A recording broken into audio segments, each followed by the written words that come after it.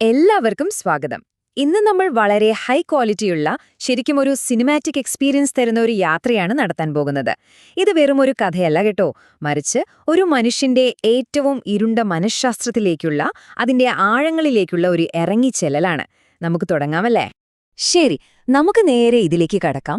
ഒന്ന് നോക്കൂ, മൂർച്ചയുള്ളതും ഭയപ്പെടുത്തുന്നതുമായ ഈ ദൃശ്യങ്ങൾ ഒരു കൊലയാളിയുടെ അസ്വസ്ഥമായ മനസ്സിലേക്കുള്ള നമ്മുടെ ഈ യാത്രയ്ക്ക് കൃത്യമായ ഒരു മൂഡ് സെറ്റ് ചെയ്യുന്നുണ്ട്. അതെ, നമ്മൾ സംസാരിക്കുന്നത് ഫയദോർ ദസ്തേവ്സ്കിയുടെ വിഖ്യാത നോവലായ ക്രൈം ആൻഡ് പണിഷ്മെന്റ് എന്ന മാസ്റ്റർപീസിനെക്കുറിച്ചാണ്.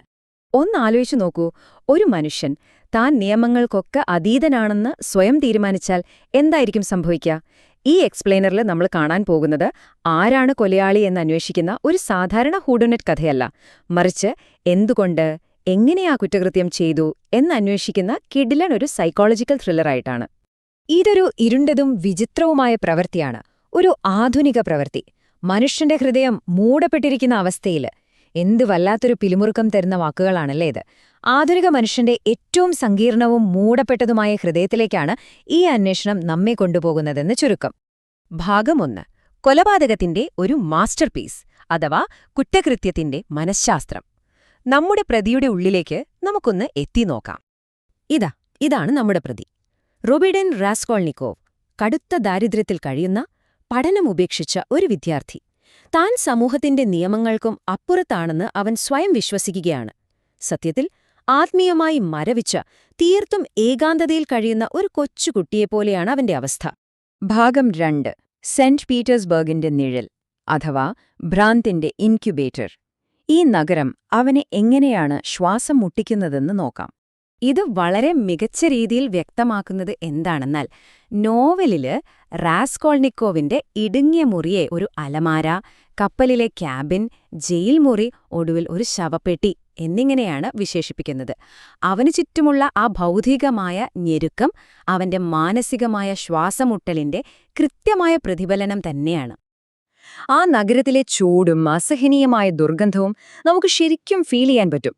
വായുസഞ്ചാരമില്ലാത്ത മദ്യശാലകളിൽ നിന്നുള്ള രൂക്ഷഗന്ധവും കുടിയന്മാരും നിറഞ്ഞ പീറ്റേഴ്സ്ബർഗിലെ വേനൽക്കാലം അവന്റെ തലച്ചോറിലെ ആ ഭ്രാന്തിനെ അക്ഷരാർത്ഥത്തിൽ ആളിക്കത്തിക്കുകയാണ്. ഒന്ന് ചിന്തിച്ചു നോക്കൂ ആ ഒരു അവസ്ഥ. ഭാഗം 3.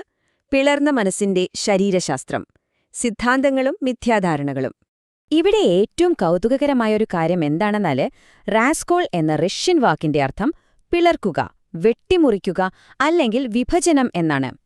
നായകന്റെ പേരിന്റെ അടിസ്ഥാനവും ഇതുതന്നെയാണ്. അക്ഷരാർത്ഥത്തിൽ തന്നെ മനുഷ്യത്വത്തെ കോടാലി കൊണ്ട് വെട്ടിമുറിക്കുന്ന ഒരുവനാണവനെന്ന് ഈ പേര് തന്നെ നമ്മളോട് വിളിച്ചു പറയുന്നുണ്ട്. അവന് ഇതിന് പ്രധാനമായും 2 ന്യായീകരണങ്ങളാണുള്ളത്. ഒന്നുകിൽ പണം മോഷ്ടിച്ച് തന്റെ കുടുംബത്തെയും സമൂഹത്തെയും സഹായിക്കുക എന്ന ലക്ഷ്യം, അല്ലെങ്കിൽ സദാചാര നിയമങ്ങൾക്ക് യാതൊരു വിലയും കൽപ്പിക്കാത്ത ഒരു മഹാനായ മനുഷ്യൻ, അല്ലെങ്കിൽ ഒരു നെപ്പോളിയനാണ് താൻ എന്ന വിശ്വാസം. യാഥാർത്ഥ്യത്തിൽ നിന്നുള്ള വല്ലാത്തൊരു അകൽച്ചയാണത്. സത്യം പറഞ്ഞാൽ ഈ 2 വാദങ്ങളും തികച്ചും അർത്ഥശൂന്യമാണെന്ന് നമുക്ക് കാണാം. ഭാഗം 4. വാക്കുകളിൽ നിന്ന് രക്തത്തിലേക്ക്. ലംഘനം. സിദ്ധാന്തങ്ങളിൽ നിന്ന് അവൻ ഭയാനകമായ പ്രവൃത്തിയിലേക്ക് കടക്കുകയാണ്. റഷ്യൻ ഭാഷയിൽ കുറ്റകൃത്യത്തിന് ഉപയോഗിക്കുന്ന വാക്ക് പ്രസ്റ്റുപ്ലീനിയെ എന്നാണ്. ഇതിന്റെ യഥാർത്ഥ അർത്ഥം മറികടക്കുക അഥവാ അതിർവരമ്പുകൾ ലംഘിക്കുക എന്നാണ്.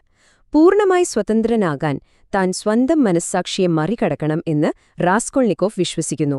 അങ്ങനെ അവന്റെ പുസ്തകത്തിലെ സ്വപ്നങ്ങൾ മാറ്റാൻ കഴിയാത്ത ഭയാനകമായ യാഥാർത്ഥ്യമായി മാറുകയാണ്.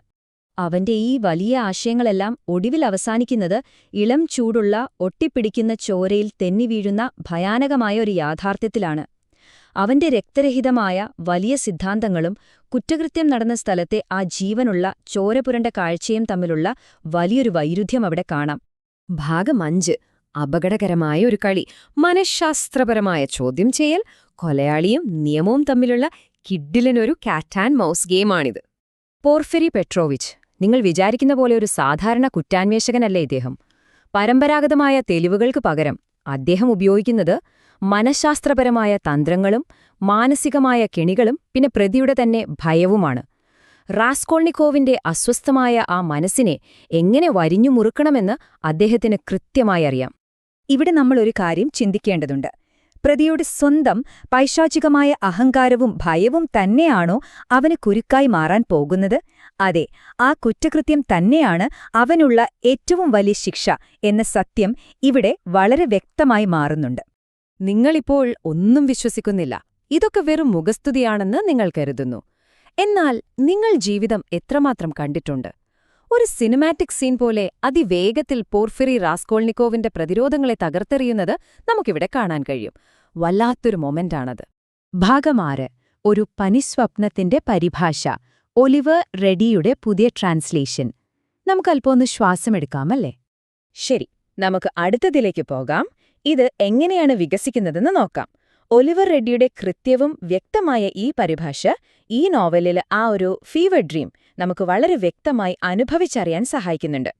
ഈ പുതിയ പരിഭാഷ നോക്കിയാൽ യഥാർത്ഥ കൃതിയുടെ ആ പിരിമുറുക്കവും വേഗതയും അതേപടി നിലനിർത്തുന്നുണ്ടെന്ന് കാണാം.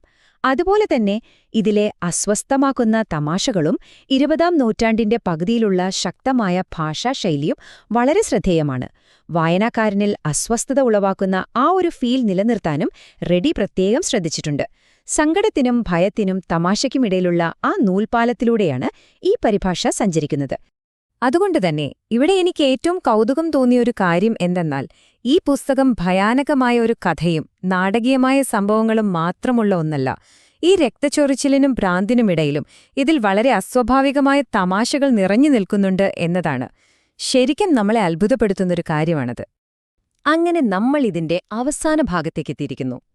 ജീവിച്ചിരിപ്പുണ്ട് എന്ന് തോന്നാൻ ഓരോ മനുഷ്യനും അവരുടെ പരിമിതികളെ മറികടക്കേണ്ടതുണ്ടെങ്കിൽ ഇപ്പോൾ നിങ്ങളുടെ മനസ്സിൽ നിങ്ങൾ മറികടക്കാൻ ആഗ്രഹിക്കുന്ന ആ അതിർവരമ്പ് എന്താണ്? ഈ ഒരു ചോദ്യം തീർച്ചയായും നിങ്ങളുടെ മനസ്സിൽ ബാക്കിയാകും. ഒരു മികച്ച സിനിമാറ്റിക് എക്സ്പീരിയൻസ് തരുന്ന ഈ എക്സ്പ്ലെയിനർ ഈ വിഖ്യാത കൃതി വായിക്കാൻ നിങ്ങളെ പ്രേരിപ്പിക്കുമെന്ന് തീർച്ചയാണ്. Thank you.